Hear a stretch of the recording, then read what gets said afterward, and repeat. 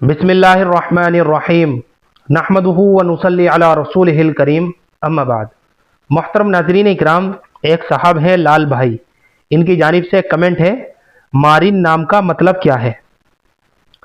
Marin जो है ना, मारिन अल मारिन, ये अरबी ज़ुबान का लफ्ज़ है और अरबी ज़ुबान में मारिन के माना आते हैं नाक का नरम हिस्सा, नाक का किनारा या नाक का नरम हिस्सा। ये जो है अरबी ज़ुबान में मारिन के माना आते हैं और इसकी जमा आती है मवारिन। इसी तरीके से अरबी ज़ुबान में एक जुमला बोला जाता है रुमहुन मारिनु, रुमहुन मारिनु, यानी ठोस और लचकदार नेज़ा।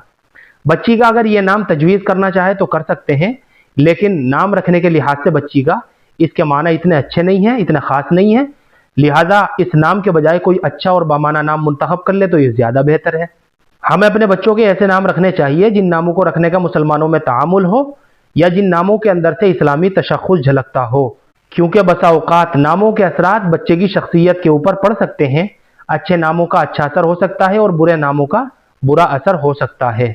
तो ये मैंने आपको मारिन नाम की पूरी तफसील के साथ मालूमात बता दी है। मारिन के माना आते हैं नाक का किनारा या नाक का नरम हिस्सा।